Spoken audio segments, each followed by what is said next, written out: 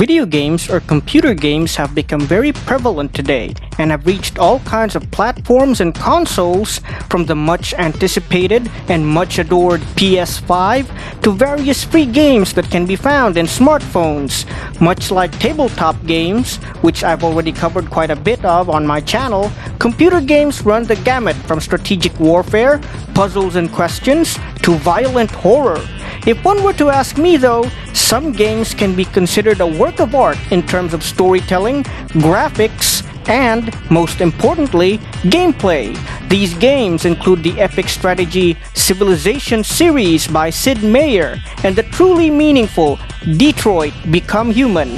Hi, hello, and welcome again everybody to another episode of Natural Juan.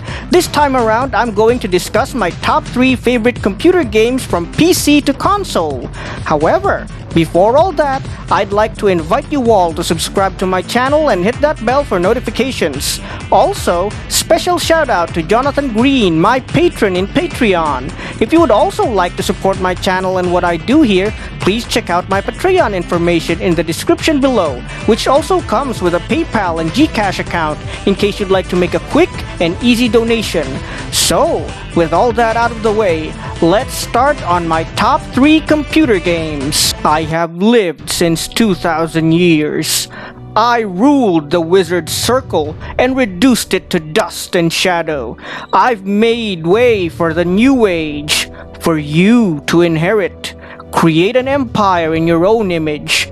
Become a scion of magic, the herald of technology. Inspire through faith, through fear. Rally the forces of nature. Conquer with a blood-stained sword, but know that there is corruption, but you must face it to rule the third age of wonders. Merlin. Coming in at number 1, we have Age of Wonders 3 by Triumph Studios for the PC. The third installment in a trilogy, Age of Wonders 3 is a grand turn-based strategy game similar to that of Sid Meier's Civilizations and Endless Space. However, as you can probably guess, this game takes place in a high fantasy setting called Athla, where you can play as elves, orcs, halflings, and many more. You begin a game by creating a leader for your empire who can be customized in multiple ways, such as race, class, and specialties. The races available in the first game include humans, high elves, dwarves, goblins, orcs, and draconians, with the playable classes being archdruid, sorcerer, rogue, warlord, and theocrat. Its later expansion, Golden Realms, adds in the halfling race and the dreadnought class. Later on, Eternal Lords, the second expansion, was brought forth, which included the Frostlings and Tigrans as playable races, and also introduced the much-awaited Necromancer class. Pros: this game is one of the most beautiful games I've ever played. There's so much to be had from the beautiful and scenic graphics, wherein you can watch the serenity of a shimmering sea or observe the boiling lava in an active volcano. Then there's the music that really sells you the grandeur of the game and reminds you that while you can be a powerful hero in other fantasy games like Skyrim or Dragon Age, in Ages of Wonder 3, you are an emperor. What really sets the game apart though is its gameplay and diversity of options. You can play just about anything from a halfling necromancer who cannot be considered good or evil, an orc rogue who champions the cause of justice, to a human theocrat who seeks to corrupt the world with an evil religion. If you have the patience to make new characters every time you play, no 2 games will ever be the same. Cons: this game, much like other 4X or grand strategy games, is very time-consuming. You can expect to lose at least 8 hours of your day to just one portion of a game at the least. Also, if you ever want to get a good night's rest, don't start a game in the late afternoon, as you'll probably finish sometime early next morning. I know that from experience. Also, another annoying thing about this game is that its AI is fairly lackluster, and you'll find playing against other people more entertaining. Tell me who's the baddest of the bad, the maddest of the mad, the killer of kings and destroyer of worlds. Gig. Coming in at number 2 is Soul Nomad and the World Eaters for PlayStation 2. Titled Soul Cradle in Japan, Soul Nomad was created by Nippon Ichi, the same company that gave us the Disgaea series, Phantom Brave, and Absolute Hero Project, The Unlosing Ranger. This game, as best as I can describe it, is a combination of turn-based tactical RPG like Final Fantasy Tactics and Heroes of Might and Magic. In the game, you begin as a nameless protagonist whose gender can be chosen at character creation.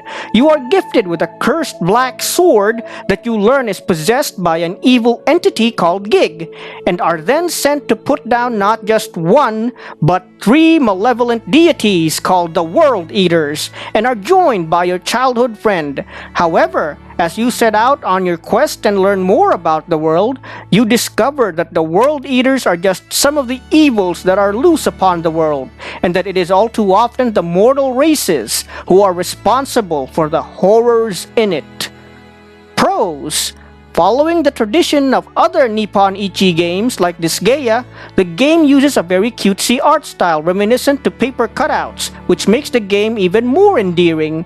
The music is also top-notch and grants the game an epic feel, which then becomes more apocalyptic as the story goes on and the stakes go even higher.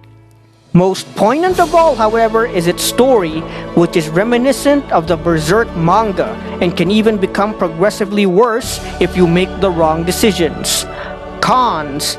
Being a tactical RPG, you need to familiarize yourself well with the characters and soldiers you will find yourself fighting with and against. If you fail to fully grasp their capabilities and advantages, you can easily lose a lot of your troops. Another thing worth mentioning is that it is also very time-consuming, since positioning your troops and maximizing their usefulness in combat can take a lot of time. Also, people unfamiliar with Nippon Ichi products might not be too fond of the game's 2D graphics. Gonna be trouble, baby, I'm a trouble man. Want a fighter? Come on, don't you understand? I'll give you double, baby, I'm the trouble man. Eikichi Yazawa, Trouble Man. And finally, at number 3, we've got Darkstalkers 3 for PlayStation 1 and Sega. Titled Vampire in Japan, Darkstalkers 3 is the third installment of a series made by Capcom, the same company that gave us game legends like Street Fighter and Resident Evil. Conceived right after Street Fighter, Darkstalkers is a fighting game where various fighters duke it out in an arena. However, instead of different fighters from different parts of the world clobbering each other, you now have monsters fighting for dominance. Yep, in this monster mash of a fighting game, you'll find an extremely powerful but highly protective robot, a mischievous but not entirely evil succubus, a constantly ravenous but still affable Sasquatch, and a voluptuous and muscular cat girl. Also, much like Street Fighter, all of the characters have detailed backstories that somehow make their appearances and reasons to fight one another more plausible. For instance, the aforementioned robot fights only to protect the child that reactivated him, and a half-vampire character going on a one-man crusade to rid the world of evil. Pros. Morrigan Ainsland. Just Morrigan Ainsland. That's pro enough for me. That long, beautiful green hair, those large and powerful wings, and all that devastating power make her a succubus goddess. For a very long time, I am not ashamed to admit that I had a serious crush on the character when I was in high school. Of course, I don't anymore since I've grown up to be a matured and responsible man. No, really, I don't have a crush on her anymore. Why are all of you looking at me that way? Cons. Morrigan Ainsland does not have a Scottish accent in this game. What? How can she not have a Scottish accent when her bio says she's from Scotland? How is this acceptable?